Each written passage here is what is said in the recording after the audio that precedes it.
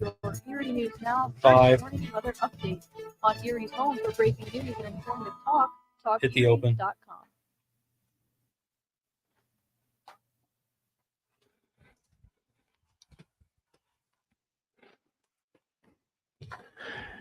Erie. It's Monday, September 30th. Welcome back. Flagship City Sports Talk brought to you by Quick Fill. My name is Nick Artman. And as always, I'm joined by the Honorable Paul Adams. Zach, Paul, how we doing after the weekend? Good morning. Good morning. I'm doing well. I wanted to use this time this morning to say a very happy birthday to my mother-in-law. Mother-in-law, you have to put that one on the air. No. I did that because I want to. She's wonderful to me. She's always just so sweet, and she's very deserving. This is a happy birthday to her. No, yeah, jokes aside, have heard Yeah. nothing but good things. Yeah. So good. Well, happy birthday. Rich, how you doing this morning? Catching up. Yeah? Just, 'Cause, weekends are too short. Well, especially because you're Camping. camping. Yeah, we were camping again every this weekend. weekend. Surprise, surprise. Right. What, do you even own a house at this point? Well, I don't own a house. We rent something, but I don't know why. You know what I mean? You Yeah, know? exactly. You're always out I'm like a camping. vagabond. I could live in a tent anywhere. Oh, man. A And hobo of old. and as has been the regular over the last couple weeks, joining us for the show today, our good friend Isaac Petcash. Isaac, did you get any sleep last night on your way back from Buffalo? Boys, it was a long night. It's been a long week, but a rewarding week. We've been to New Jersey, almost been to New York City. We've been to Buffalo, and it has been a wild couple of days here. But it's good. It's good to be back. The sun's shining on a Monday morning, and hope everyone had a wonderful weekend. I don't know if you saw my son there in the background for a few minutes, but he's got energy today. I wish I had his energy. Like, he wakes up every morning, and I'm like, how the heck do you get this? Yeah, seriously. I still don't know. No. I wish you could transfer over some of it. He doesn't have any bills to pay but, yet, Isaac. No, Yeah. he's scot-free for the next 16 plus years at least. So Yeah. And I'm sure we'll get into this later, but I'm sure, leaving Buffalo, Bills Mafia, they responded properly. Oh, no, game was in Baltimore last night. Right. So, yeah, never mind. I was thinking you were in Buffalo last night, but you were not in Buffalo last night. Because, again, leaving that game, I'm sure Bills Mafia is reacting very well after Monday night's loss. I mean, they're very calm, level-headed individuals there that never overreact to anything, right? No. Home Depot is currently out of tables here this morning. We'll get into that later. And as always, we want to hear from you. We're going to be talking Steelers, Browns, Bills, D10 football. We're going to be talking Otters hockey today. If you want to call in, chime in, give us your take, that's 814-679-1080, 679-1080. And you can always follow along. Follow us on our socials. We are part of the Gem City Sports Podcast Network now. That's at Gem City SN. Find us on YouTube. We're streaming everywhere this morning. Send us a comment. We'll find a way to get you on the air. All right. Did I check all the boxes, Rich? All of them. Yes. Good. All right. Well, then let's do it. Let's jump into the North Shore Rewind. As has been the custom the last couple weeks, we are picking our teams or players of the week that we want to highlight. So, Paul, I went to you first last week. So, yeah. Isaac, I'll throw it to you this week. Who's your player of the week this week? Yeah, so I know that I'm not going to go with the obvious one. I'll let you guys go to that a little bit later on here. But I'm actually going to start with McDowell, and I'm going to start with Blaze Myers and Stephon Porter in what was a more underrated victory for a D10 team Friday. They beat what was previously St. Joseph, a powerhouse out of Ohio. And Blaze Myers, how about this? 307 yards through the air. He spiraled 4 touchdowns, 3 in the first quarter. McDowell jumped out to a big lead in this game, 21-0 early. They held on to win 38-35. And then Stephon Porter, they call him Baby Porter. And a big reason why is because he makes the defense look like a bunch of babies. 149 yards on the ground. He had a touchdown run. He had a touchdown reception. And we talked about this, Jonathan Williams and I, on Friday's podcast, is that McDowell is really starting to come into their own offensively with a few weeks left to go in the season. That's scary for a lot of teams. They got a huge game against Cathedral Prep coming up this Friday night. But Blaze Myers and Stephon Porter and the McDowell Trojans really my standouts of the week because I think it was a little underrated given what else happened around D10. Yeah, no, 100%. P.S. Did you ever notice you give Isaac an assignment, you tell him give me 1 and he gives you 2? Well, I did. I picked up on that because you're going to get 2, so I'm over here sitting. Well, I'm going to take 2 because I know where Nick's going. Can I take mine now, or do you want to go first? Well, hang on. I want to unpack McDowell for a second because I mean, this was a team that I was kind of worried about early on. I guess I just haven't been paying enough attention because I thought they were doing worse than they are. But right now they're sitting 4-2 overall, 1-0 in league play. They're looking pretty good. To Isaac's standpoint, Myers is heating up. He was 16 of 23 for 307 and 4 touchdowns. Yeah, that's, if you're not sure, that's good. Against the team, like Isaac was saying, that is a really strong, one of the top teams, if not the top high school team in Ohio. They're like a top 25 team in the state of Ohio coming into Friday. Right. Yeah. So Myers is heating up, this is per Tom Reisenweber of Go Erie. Myers is up to 1,358 passing yards this season after back-to-back games with more than 300. His career is up to 4,149, which is third in program history. He only trails Levi Becker at 4,796 and then Junko at 4,637. There's a good chance that by the end of this season, Myers is the career passing yardage leader for McDowell. He's going to need a couple more performances like he had this past weekend, but absolutely, they're both he's capable to get to both. Yeah, 100%. Yeah, and Stephon Baby Porter, I had him as one of mine too. 29 for 149, 3 catches for 85 yards and 2 touchdowns. Yeah, this game next week against Cathedral Prep at the Vet is going to be a huge game. Okay. All right. Go ahead, Paul. Let me hear yours. All right. Well, my 2, I'm going to go with a couple of quarterbacks in the West County. I'll start with Carlos Amino out of Fairview. The backup quarterback pressed into action after the injury to Vinny Campoli. Had a touchdown pass during their 13-9 victory versus the Seneca Bobcats. Love to see the backup quarterback come in. In the NFL, they say he's the most popular guy on the roster. In high school football, maybe not so much, but a guy that the team was able to rally around. He gets a nice touchdown pass in that game, and Fairview continues to do what they do, and that is win football games. So good job to him. And the other one I wanted to talk about, the sophomore quarterback from Girard, Ryan St. Julian, accounted for all 3 of the Yellow Jackets touchdowns when they picked up their first win of the Mark Brooks era, 21-7 at Warren. So another young guy coming in, has a couple of good touchdowns, and they pick up their first win on the year. That Fairview one was a little surprising to me because of the rotation of quarterback you're seeing right now. I agree. I mean, Campoli was big. I don't want to say he was the whole offense because they really do have a lot going on out there, but he was kind of the engine that made them go. So Samino had some big shoes to fill coming into that game. And, Sobolewski and that staff are going to work things around to make him, not put everything on him. So just listen, do the things we ask you to do. Don't screw them up. And he did just that. And Seneca, I mean, they're no slouch. They've been a good team for a couple of years now. Jack Corey's no joke out there. So that was a tough opponent. And Fairview and Samino did a nice job. Yeah. And how about this, guys, really quickly? Too, go ahead, Nick. The matchup on Friday becomes all the more intriguing between Fairview and Fort Leboeuf, which is going to probably be for the region championship, and yet both teams are likely going to have backup quarterbacks. Right. So it just makes for an even more intriguing matchup where that's concerned. So if you thought it was going to be low scoring to begin with, it's going to probably be even low scoring now. Yeah. Catch Friday's podcast for the update on that one for sure. All right. You guys called it. You know where I'm going. Oh, yeah.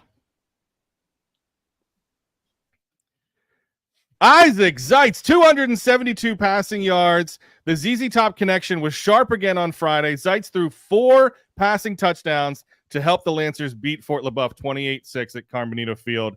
Isaac and Jacob connected for 3 first-half scores, including an 84-yarder. Jacob Zeitz finished with 8 catches for 212. We talked about this last week. I mean, this was going to be a big game for GM going into Fort Leboeuf. How were they going to respond? Now, post-game, I'm thinking, who's going to stop these guys? I don't even, I was going to overreact and say the state, but I'll say District 10. I mean, they look like the runaway favorite in their region for sure. Let me throw this out there too, guys, and I think what kind of goes overlooked from this game, ZZ Top was great. That was kind of expected, but the defense was tremendous as well. I know Fort Leboeuf had their backup quarterback, but this Tyson team had been running the football really, really well in the last 4 weeks in their winning streak, and they couldn't do it at all in this game on Friday. Wayne Bradford and that defensive front, specifically with Jared Corwin there in the middle of the defense, tremendous in the game. And if the offense is as good as they are, if the defense continues to improve and be as advertised, I think you're right. With respect to Meadville, who's going to be a tough out for General McLean, I don't know if there's a team both sides of the ball that's as consistent now as this Lancer team is. Yeah, I agree. It's going to be tough to see them lose at this point or not. Who's going to slow them down? Last one real quick. The entire Erie High football team. Erie High had 10 different players score 11 touchdowns in a Friday win, 74-0 win against Franklin. All right, that was the North Shore Rewind brought to you by Dustin's Funeral Home. We got to take a break. When we get back, we're checking in on the Otters. You're listening to Flagship City Sports Talk brought to you by Quickfill.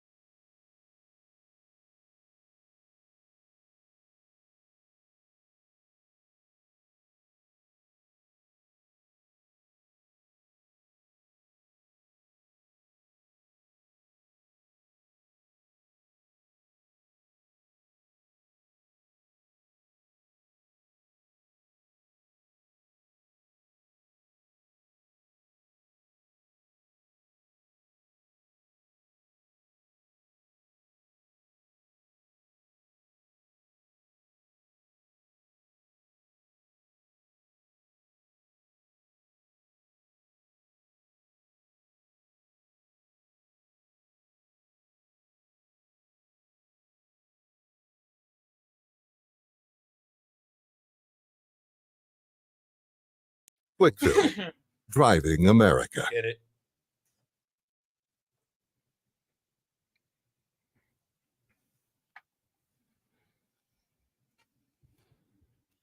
Welcome back. You're listening to Flagship City Sports Talk brought to you by Quickfill. I can listen to that intro for a while. Just hypes me up. Like even now that we switched to mornings, I said this morning when I walked in the door. I said, Rich, whose idea was this to move to mornings? And I immediately pointed to my nose. Mine. It was mine. But, I'm hyped. We get to talk about some football. We got to, I like the slot. Listen to that intro. Mornings have been good to us. You guys have been good to us too. Thanks for tuning in. Again, we talk D10 football. You want to hype up your team for this weekend? You want to talk Steelers, Browns, Bills? Give us a call. That's 814-679-1080, 679-1080, or give us a comment on any one of our streams. Find us online all over the place. All right. We do love talking football, but we do need to take a break and let's talk some hockey. Like Isaac said, the sun is shining. It's nice out today, but it's also hockey season. It's also hockey season. I'm still waiting for fall to come, but we'll get there. I won't complain. Isaac yelled at me last time, so I won't complain about the weather. But so let's talk about the Otters. The Otters opened up the season last week. They start 1-1. They dropped their home opener. So on Friday, it was looking good. 5-2 against Kitchener. They come home for FanFest and the home opener, and they fall to Brampton 5-2 there. So, guys, I just kind of want to open it up and just see what are your immediate reactions so far to the Otter season. There was a lot of things I liked. And I mean, it's 2 games in a long hockey season, so it's hard to pull things that I don't overreaction like. Monday, right? Yeah, we'll save that for tonight. But what are some of your immediate reactions on the Otters? Paul, let's go with you first. Okay. A couple things that I liked. They were able to avenge last season's playoff exit with a win against Kitchener on Friday night. I love that. You immediately come into the new season and beat the team that took you out a year before. Yeah. Love that. Very spiteful. That's cool. Sam Alfano has looked really good. 2 goals in that first game on Friday night, shorthander and an empty netter. And then he had one on Saturday as well. Something I'm a little concerned, but again, we're 2 games. Yeah. Let's not go over the top here. The goaltender, the new kid, Noah Erliden. Am I saying that right, Isaac? Erliden? Took 63 shots. 63 shots in 2 games. Stopped 57 of them. So not bad. There was an empty netter on Saturday night. They did pull him. He didn't play the last minute, so that's why there's 7 goals against, and he's only allowed 6. Pretty good so far. Had stopped 34 in a row through 2 periods on Friday night against Kitchener. So he's going to be pretty good. You got to get the goals against average down, but again, 2 games in, there's time. The offense looked okay. I think they were so hyped up for that game on Friday night, traveling to Kitchener. And like I said, going against a team that knocked you out, a lot of energy expended on Friday night in that game to then come home, take a ride home Saturday afternoon. There's a lot of fans. There's a lot of energy for hours before the game.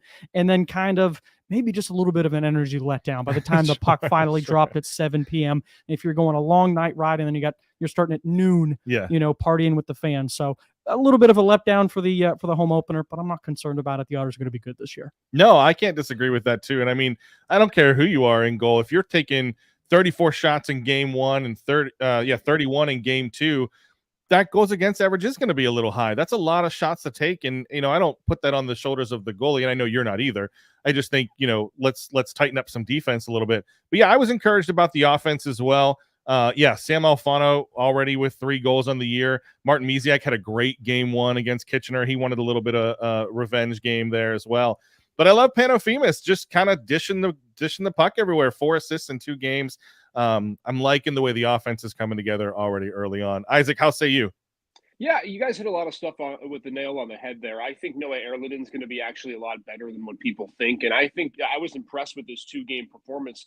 I mean, keep in mind, Erie dominated play, including the first 2 periods against Brampton on Saturday. They just allowed 3 goals in the last 3.5 minutes of the 3rd period of that game, and what ended up being a loss. By the way, say hi to Bennett, everybody. Hey, buddy. Good morning, Bennett. He's an Otters fan too. We're trying to get him to be a Steeler fan, but that's besides the point. We got time. I think when it comes to the offense, the fact that Carey Terrance, Malcolm Spence really didn't factor in over the weekend was a big thing. I think if they can get some depth scoring, that's big. To me, is exactly what the concern was last year, and that's the defense. And I think that without Matthew Shea for the first 2 games, that was a bit of a problem for Erie. And I think, again, you see some easy goals that are just let up because the defense isn't able to stay stout on the back end. And I think, too, one thing you need to monitor, and this was the case on Saturday when they allowed those 3 late goals, late game slip-ups. Erie was prone to a lot of those last year where they played well for about 50 to 52 minutes. And in the last 8 minutes of the game, they couldn't figure out a way to win games. Yeah. So overall, like you said, 2 games, I think 1-1's a good record given the fact that they played 2 of the top teams in the league. Some things to clean up, of course, but I think there's a lot of encouragement when it comes to this team. Yeah, and you're still missing guys like Matthew Schaefer and Dylan Edwards, at least in game 1, too. So, I think that'll, especially Schaefer, will help kind of shore up some of the defensive worry that we have there as well. No, it's a young season, right? Like I said, I'm trying. A lot of hockey left to play. Yeah, I'm trying not to overreact. And if we recall, very early in last season, Stan Butler's first year, they were kind of a slow starting team as well, and really started to pick up momentum. I think as they picked up, sort of the offense, the verbiage, how he wants to play the game. But a slow starting team last year, and again, you kind of turn over the roster, churn it as every team goes throughout the seasons, and the Otters are going to do the same thing this year. Stan Butler's going to figure out his team, what the strengths are, how to mask the weaknesses, and bring them together when really the most important part of the season, time of the season, is late in the season, head into the postseason. Well, and you have to think about the OHL schedule as a whole too, because you don't have, it's not like football where you have a preseason, everybody's there, training camp for a couple weeks, and then you're working into preseason games. A lot of times you have, your best players on your team are at NHL club tryouts, or not tryouts, but they're like as part of the NHL training camps as they're ramping up, and they're there's a term that I can't think of at 9 a.m. in the morning, but they're up. So this team has not really all been together in the last last couple weeks. So hey, it sounds like we got a caller. You're on the air. Hey, hi guys, it's Joel. I just wanted to make sure that we said congratulations to our back-to-back Eastern League champions, the Erie Seawolves. Oh, yeah. Swept Somerset in 2 games. What was it, last Tuesday night? I mean, this is unprecedented in Erie minor league baseball. Yeah. At least you have to go back to my whole lifetime. Yeah. Since the Erie minor league team made it happen. I know it's just it's going to be bittersweet because it's probably inevitable. We're going to lose our incredible manager, but I mean, talk about resiliency and grit and amazing play. I just wanted to give a shout out on our radio show to the Seawolves. Yeah, no, you beat me to my transition. That's exactly where we were going next. I mean, this is a great time to be an minor league sports fan here in Erie. You have the Seawolves coming off the back-to-back championships. I have high hopes for the Otters this season, and I was gonna end up with that too. I mean, you can't argue their roster looks loaded. So no, we agree with you, Joel. I mean, it's a beautiful time to be a sports fan here in Erie County. Go Erie. Thanks, guys. Yep, take care. All right. 2-minute drill time? Yeah. Let's run the 2-minute drill. Paul, you ready? I am ready. All right, let's go. All right. Kick it off. The Gannon women's basketball team held their annual free throw contest over the weekend, raising money for charity, and a 15-year-old record fell. Gannon and Erie Metro Hall of Famer Carrie Nolan-Stashinsky's previous record of 157 straight made free throws was toppled by junior shooting guard and Fairview native Carissa Dunham, setting the new free throw-a-thon record by making her first 193 attempts. 193 straight free throws made. By the way, teammate Bree Claxton made 112 in a row. In boys cross country, Blake Glass of Fort LaBeouf was the varsity gold medalist for the Cochranton Cardinal Classic with a time of 16 minutes, 38 seconds. That's a 5K. That's a fast 5K. In girls golf, Cora Hers out of Fairview, the Tigers, led by her round of 77, won the 17-team Marquette Savings Bank Invitational at the Country Club of Meadville over the weekend. How about boys soccer? Seamus Clark of Fort LaBeouf was responsible for half of the offense, 2 goals and 4 assists, when the Bison routed Conneaut, PA, 12-0. In college football, Gannon University's team fell to Northwood in their 24 season opener, 28-14 the final score, as early penalties and a lack of offensive rhythm left them chasing a 21-0 deficit. How about Edinboro football's furious comeback fell short in a 28-23 loss to number 9 Slippery Rock after battling back from a 28-0 second quarter deficit. Despite 2 touchdowns from Bo Swartz and key plays on special teams, Scots couldn't capitalize late. Division I football, Mercyhurst Lakers narrowly lost their home opener to the undefeated Frostburg State Bobcats in a thrilling 25-24 finish in a rain-soaked showdown at Saxon Stadium. Am I out of time? We are out of time. Oh, man, so much more to get to. Big weekend in sports. Hey, before we take that break, though, I do want to take a second and thank all of our sponsors: Quick Fill, Duskus Funeral Home, Dauber Auto Supply, John's Wildwood Pizza, Denny's Sales and Service. Without them, Paul wouldn't be able to hit all 2 minutes in his drill. When we get back, we're talking headlines in Week 4 NFL action. You're listening to Flagship City Sports Talk, brought to you by Quick Fill.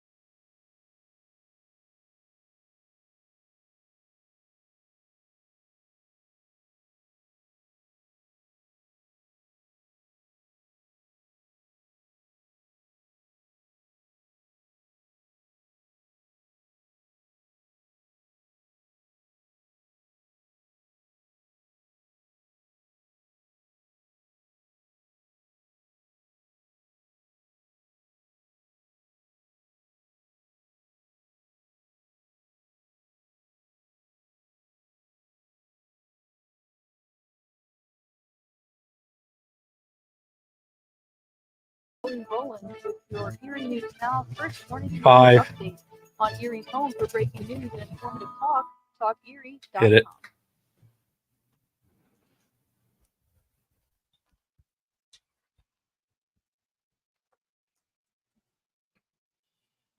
Welcome back. You're listening to Flagship City Sports Talk, brought to you by Quick Fill. Whew. Like Joel said at the end of the last segment when he called in, we have so many good stories to talk about. It's hard to fit it into an hour. That's true. Yeah. This was another good weekend, though, of NFL action, right? We started this, kind of debuted this segment. I'll bring Isaac back in here, too. We debuted this segment last week where we're kind of creating our own NFL headlines, depending on the way the games happen. And I want to start with Pittsburgh, and we're going to stretch this a little longer than we usually do because we want to kind of unpack the state of the season. We're 4 weeks in here a little bit. And let's start in Pittsburgh, where the Steelers fall to the Colts 27-24. Who wants to jump in with their first headline? I got a great headline. All right, you go guys for can it. talk about the game, but I have the best headline. You ready? Go for it. Steelers stumble. Fields of dreams turn into nightmare for Pittsburgh. That's not bad. Thank you. I appreciate that. It's a great headline, but I don't think it's a reflection of the game. I didn't say that. I said Okay. it's a great headline. There's no false advertising here. Because I think, yes, this was a bad loss for the Steelers, right? Yes. It was not a good look. We talked about this last week. It was almost expected because the Steelers always lose a game like this. Every year they fall into the trap game. It was the Raiders last year, Patriots a couple years ago. It just seems to happen over and over and over again. Would it have been as bad if Flacco had not come in? No, don't get me started on Flacco. That was like flashbacks to the late 2000s as a Steelers I'm fan. just saying. But I don't know that I can't put the loss on Fields in this one. I think he played well. He was 22 of 34 for 312, ran 10 times for 55. But he was sacked 4 times, lost a fumble, so I'm not saying he was, he wasn't like Lamar Jackson last night putting the team on his back, but I'm still living in the fields of dreams, I guess is where I'm going. Isaac, how about you? Yeah, mine is somewhat similar to Paul's, and it uses the term "I've got problems all over the rest of the field." Justin Fields is the least of Pittsburgh's concerns at this point. I mean, you can make an argument as if Zach Frazier wasn't dumb and snapped the football when some imaginary lineman tapped his leg, as you said after the game, that Pittsburgh was going to drive down the field and tie the game. I was really concerned by the defense. I think even before Joe Flacco came in, Anthony Richardson, the first 2 drives, absolutely carved up the Steeler defense. And I think losing Alex Highsmith doesn't help. TJ Watt really wasn't a factor. Minkah Fitzpatrick didn't have a great game and got called for that questionable penalty. But I think the concern for me is we haven't seen yet both sides of the football put together a complete game. Whether it's the offense hasn't been all there in the first 3 games, and then yesterday the defense isn't all there. And like we said, this was predictable. I mean, I predicted it on our NFL preview show on Sunday that the Steelers, I think the most easy bet that you could make is an early season on the road, early window trap game. But I think for Pittsburgh now, the big question is going to be is, can you put together a complete effort of football? Because we have seen both these units be at their best, just not consistently. So, I mean, do I have concerns? Yes. Do I think that they're rectifiable? I do. And I think that a good chance coming up this Sunday night against the Cowboys to be able to rectify those. But, 3-1's 3-1. It just is unfortunate because this arguably was the easiest game on your schedule to start the season, and you couldn't get it done. And so now you look at Baltimore and you say, all right, they're coming on hot. This division lead could be gone pretty quick if they're not careful. No, and that's that. Your concerns are my concerns. And here's my headline. Steel curtain looks rusty as Joe Flacco throws 2 touchdowns. And it was the defense. I mean, watching Flacco play reminded me of those late 2000s games against the Ravens. Flacco looked good. I mean, he wasn't, I'm not saying he, again, didn't win the game by himself, but when you go back and look, he played well. He threw 2 touchdowns. He was 16 of 26 for 168 coming in a spot start. And when Richardson gets knocked out of the game, which that was a whole cluster in and of itself, because he obviously was injured. He comes out of play. They bring him back in, and he's already kind of, limping a little bit. And what do? Well, QB draw, and he gets hit and is then out for the game. So then when Flacco comes in, I'm thinking as a Steelers fan, I'm like, this is great. I know Joe Flacco had a great year, but this is going to limit their offense because they're a big RPO type offense, and Flacco's not, Flacco's a pocket passer if there's ever been one. And the definition of pocket quarterback. Yeah. And then he comes in and he throws 2 touchdowns. There was even at one point where he had nobody open and he just QB scrambled up the middle. And he looked like Anthony Richardson. He took off for like 10 yards. So Flacco, I think there was a little bit of fun for him too to come back and play against the Steelers. I think there was a little bit of fun there. But going back to where I look at the defense, they quickly fell behind 17-0 as the Colts scored on their first 3 possessions. This is supposed to be what has been talked about as an elite defense. They were coming into the game, they were allowing a third down conversion rate of just 21.9%. Well, in this game, the Colts converted 8 of 15 and handed the Steelers their first loss of the season. I mean, the offense tried to come back, and we'll talk about the offense in a little bit, but I'm with you guys where it's like, this is a trap game. It needs to be a win, but the defense better wake up if they want to win games. This offense is not built to come from behind.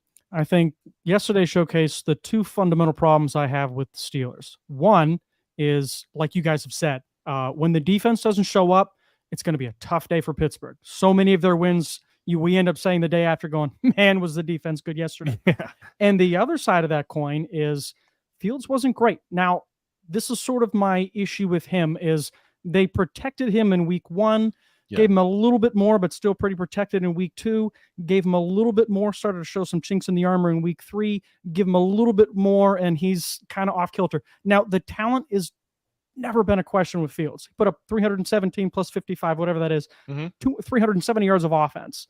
He can clearly play the game, but it's the lack of pocket awareness. Yeah. And it's he's going to make negative plays, and that's kind of who he is. So when the Fields that the Steelers need is that week 1, week 2 Fields where you have to protect him from a play calling perspective. And I don't know how often you can do that. I mean, the reason that they change from week to week, it necessitates, okay, because teams see it on film. What they do last week? Okay, they were trying to do this. We're going to take that away. Now we take that away. What do they do to respond to that? Right. And there's only so many iterations of the offense where you can have until you get it to the point where, well, we're going to have to ask more of our quarterback. Yeah. And I think when you start to ask more and more of Justin Fields, you start to see a little more of the Chicago Justin Fields come out where they are pretty much, look, we can see that you're talented. We're just hoping that you don't have any of the bonehead plays. Yeah. And with a guy like Fields, you need to clean up the offensive line, and the offensive line has issues right now. Starting at left guard, rookie Mason McCormick is in because Isaac Samalu is still recovering from his pectoral injury. At right tackle, Troy Fontenot's out for the season, they said before the game, unless they make a playoff run. So then, Broderick Jones is playing right tackle, and he looked okay yesterday. I'm not putting the blame on him, but he's had an up and down season. And then at right guard in the game, James Daniels, who's one of the constant upsides of the offensive line this year, gets injured with an ankle injury. Insert Spencer Anderson, who was penalized 15 yards for a late hit right after he got put in. So when you have that plus happy feet Fields, that doesn't necessarily work. And then Najee Harris goes 19 yards on 13 carries. Like, if you're supposed to establish the run and you don't get that run, that offense is going to fizzle out fast. And that's whenever, like you're saying, Fields looks a little more like the Chicago Fields. It was interesting, though, because Cordero Patterson went 43 yards on 6 carries. He looked great, but then he gets an ankle injury and carted off too. So I think, coming in, and Isaac kind of alluded to this, what do they need to do to reset coming into this Dallas game on Sunday night? Is it work on the offensive line, get the run game going? Or what do you think they do at quarterback moving forward? They're 3-1. Fields has been playing well. What do you guys think? I can't even believe this is even a question. I honestly, two things. Number one, I think the biggest concern for me was still the defensive side of the football. And Nick, you made a good point, 8 of 15 for the Colts on third downs. If you look at the number of third down conversions that there were, 4 or 5 of them were 3rd and 10 plus. Yeah. So that to me is the biggest concern is you can't allow those type of big plays against a Joe Flacco because Dak Prescott's going to be able to make those plays. Yeah. Let me just say it's funny that for the first 3 weeks this season, all we talk about is how we want to see more. We want to see more. We want to see more. Then Justin does more, and he looks good doing it. And now we're back to, we need to put Justin into a box. I don't get it. The run game does nothing yesterday outside of the Cordero Patterson drive, and yet Justin has his best game the entire season. He made a couple of off-kilter throws, but this guy made a couple of huge plays down the stretch. If this is what he can be, I don't understand why we're now trying to put him back into a box. I mean, if that's the case, then just start Russell Wilson. If Russell Wilson, and I truly believe this, was playing quarterback yesterday, it'd have been 27-10. Yeah, this guy is not capable of making plays. He's not capable of coming back. I mean, as someone, as you and I who are resident Steeler fans, right? If it was a 17, did you have any semblance of belief with Russell Wilson, if he'd have been in there at quarterback, that they could have come back and won that game? No. I'm with you. At least with Justin Fields, you have some belief, an ounce of belief that he can make the plays to win the game. So again, I can't understand the Justin Fields didn't play well yesterday. I vehemently disagree with that. I think he still has some kinks to work out. But this guy is getting better and better each week, and the run game wasn't there. So you got to credit him for that. I agree. You got to get the run game going. I do think Fields is the starter next week. I'm with you. I don't think there's a question about it. I think that's going to be the question you hear the national media talking about all week is, they lost a game. Is Fields enough to come from behind? But I agree with you. I think they're going to be in a much bigger hole if you insert Russell Wilson into that backfield. We got to take a break, but real quick before we do, shout out to my buddy Cordell Quinn. He threw probably my favorite headline out on Facebook that I saw this morning. Leave Steelers fans alone today. They took enough Flacco yesterday. Womp womp. No, get out of here. Get out of here. That one beat all of ours. We got to take a break. When we get back, we're talking Browns and Bills. Give us a call. We want to know what you think. State of the Browns, state of the Bills, 679-1080, 679-1080. You're listening to Flagship City Sports Talk, brought to you by Quickfill. John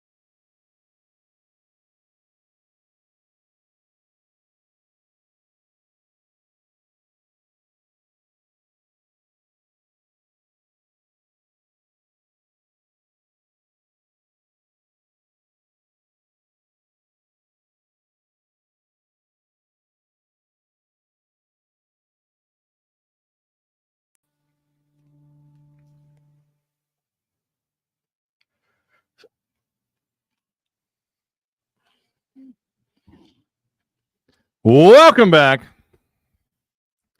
You're listening to Flagship City Sports Talk, brought to you by Quick Fill. Isaac, I think we're going to do it. I think by the end of this season, we will get Paul to agree that Fields is an okay quarterback. I won't say good. I won't say good. Or we'll look like suckers trying, that's for sure. That's what I'm banking on. Well, let's be honest. It doesn't take a lot to make us look like suckers. Speaking of suckers, let's talk about the Browns.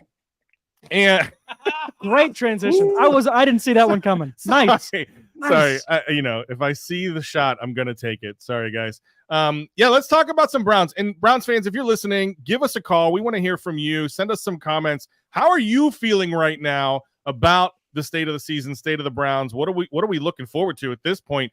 814-679-1080. That's 679-1080. And I'm going to go first here because, again, I see a shot. I'm going to take it. And here's my first headline here for the Browns. What, son? Just trying to be great.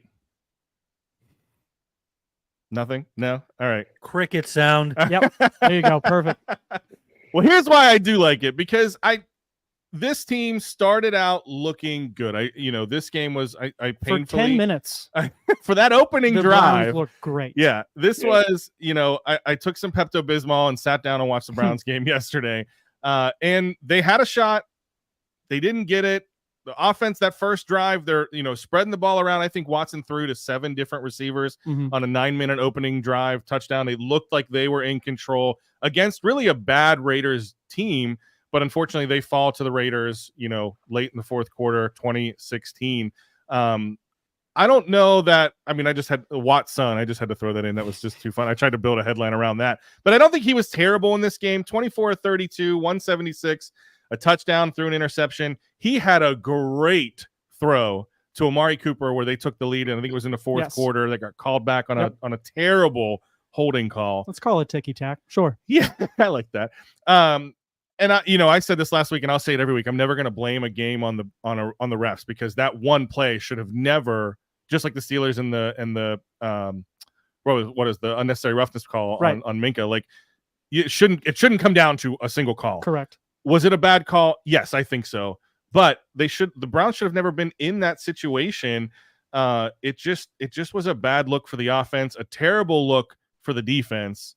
I don't know. Maybe I'm just going in with steel-colored glasses again. I think you're absolutely right. My takeaway was there were 2 plays in that game that if they go the other way, the Browns probably win. The one obviously was the holding call that took the touchdown off the board, the long completion to Cooper. And the other one was earlier in the game, I think the second quarter, they called it Watson's best throw. He drilled it in between 4 Raiders defenders right on the number 2 of Amari Cooper's chest, and the thing popped straight up in the air, and it's an interception going the other way, which, by the way, I want to put this on air now because I'm starting a petition. If the ball comes off the quarterback's hand and touches anybody else in the process and then gets intercepted, it should not count for the quarterback. Because if you drill one off the receiver's face mask and the other guy comes and picks it off, why is that the quarterback's fault? But I digress. They put it where they were supposed to. Right. So maybe his best throw of the day ends up going as an interception in the other way. And basically what I can say to that is this. If you take those 2 plays and it changes the outcome, that shouldn't mean much because you still lost to a bad Raiders team missing their best player on the offensive and defensive side of the ball. Yeah. Watson was much better yesterday. I mean, much better. He kind of came up lame late in the game. I don't blame it all on him. He's playing with 80% backup offensive linemen. He's down to his 4th and 5th tackles. Yeah. Okay. So protection is tough. And especially late in the game when they know you need a touchdown, they miss an extra point, so they have to go for it on that 4th and goal. Instead of just kicking a field goal and tying it up, they have to go for it. The defense knows that. They pin their ears back and go. Yeah. He was much better. The part of the Browns that concerns me 4 weeks into the season is that defense. Yeah. Weren't you a top 5 unit last year? Wasn't this supposed to be the great year 2 of Jim Schwartz and that wide 9 defense? Where are they? Right. Who did they lose? I know Myles Garrett's a little banged up. He's playing on a pitch count. He was effective when he was in. Is your defense so Myles Garrett heavy that when he's not even on the field for 50% of the snaps, you become completely infallible? the defense needs to get cleaned up. The offense has its issues. Yeah. But the defense needs to get cleaned up. Yeah. Sorry, Isaac, I'm going to jump in with a second headline before I throw it to you because the defense was the other problem I had. Here's my other one. Maybe I should have led with this one. Dogs go to the pound as Vegas raids the Browns defense. That one was better. That's better. I'll take it. But here's why. And this is kind of along the same lines of what you're talking about. They allowed 152 total rush yards against a Raiders team that had yet to record over 75 in a game. They didn't have 150 total coming into the game. No, the Raiders totaled 7 runs of 10 or more on yards, including a 24-yard run from Madison, who Madison looked broken last year in Minnesota. So kudos to him for having a bounce-back year. Broke multiple tackles to set up a field goal. Then in the third quarter, Madison was met at the line of scrimmage on 3rd and 9, but broke tackles on his way to a 16-yard gain that led to the touchdown. The defense turned it around a little bit in the fourth, but it was too little, too late. Isaac, what do you got on the Browns? I've got a headline, and then I've got a hot take that may or may not ring true next week. Okay, so for my headline, it's going to be overrated. When Garrett's not effective, the defense isn't that good. I really like your point, Nick. I think you have so many holes in this defense when Garrett's not a big factor. The run defense wasn't great. JOK can't do everything himself in the middle of the field. And I think if you can't contain a Raiders offensive attack, how the heck do you expect to say in your division when you start that play down the road? The other thing I'm going to say too is this: Deshaun Watson's about a game or two away from getting Kevin Stefanski on the hot seat. I don't think they're going to fire him this year, but if you take away the opening drive of games for Cleveland, this offense is worse than probably Carolina's with Bryce Young. They are not good off script. They are not capable of being able to convert third downs when things matter. Deshaun Watson and Amari Cooper clearly are not on the same page. And as good of a coach as Kevin Stefanski's been relative to Cleveland's head coaches, this has been my knock on them since he came into Cleveland. If you take away the first drive or first 2 drives of the game, they're not that good. They're not capable of sustaining drives throughout the game. And I think it goes to the off-script versus scripted plays argument. Stefanski's on the hot seat or he's getting fired. But, man, they do not look good after the first set of plays, and I think that's concerning. And I think as much as it is Watson, Stefanski's got to get some blame at that too, I think. Yeah, absolutely. What do they do? Because I thought they brought in Ken Dorsey to specifically address that concern, Isaac. I mean, you're absolutely right. As a scripted play guy, 2-time reigning coach of the year. I mean, the guy's not going anywhere. Hard to argue. He's really, really good. And again, the offensive line thing, I know it's an excuse in so many places. It's like trying to throw a fastball with one finger. Yeah. I mean, he's got one starting lineman out there. You got a game plan around it. Yeah. But what is Ken Dorsey doing? He's the adjustment guy. He's the second set of eyes who's been a play caller for 10 years. What do you see? Help me out. Yeah. So I'm legitimately asking, what do you do as a chemist? If you don't mind me trying to answer, and I'm not an expert here. I mean, I don't cover the Browns day by day, but Ken Dorsey, I watched him in Buffalo with the Bills. His offense is push the ball, big plays, chunk plays, use your receivers to your advantage. And you do that when you don't have a quarterback that's capable of throwing the ball down the field and likes to hold on to things. And I think that with Ken Dorsey, he's probably sitting there thinking, well, what do? I don't have a quarterback who can throw the ball down the field. I don't have a guy who's good at decision making, and I don't really have a receiver that I trust, because Amari Cooper hasn't been playing very well, to be able to make those big plays. So I don't know if there's a situation here where you can win if you're Cleveland. Ken Dorsey's offense won't, if he starts trying to take over the offense again, I don't think have a quarterback who can play well off the script. It goes back to Deshaun Watson, but you're stuck with him. Yeah. No, I don't think there's much purgatory here. Yeah. You're done, right? And I'll throw this up. Connie, I'm sorry. Connie says, be kind to us, to the Browns fans today. We are hurting, and I can't say that I'm hurting with you, but this is a stat that I thought is maybe a little indicative here. Only 42 teams since the 1970 merger have made the postseason after opening 1-3. It does not look good for the Browns. The AFC North is looking tougher and tougher between the Steelers and the Ravens. And just real quick, because we only have 30 seconds left, I do want to at least mention the Bills-Ravens game last night. I don't really have much analysis out of this game other than Ravens looked really good. Allen was a little rough, making those mistakes he made as a rookie. Here's my headline: Bills get buffaloed. You're going to have one of these games early in the season. I think you throw out the tape and worry about next week. They'll be okay. 100%. Erie, thanks so much for joining us today. My name is Nick Artman, signing off for Paul Adamczak, Isaac Petcash, Rich Smith. It's a good week. Go out and catch some sports. That's it. We're done. Have fun.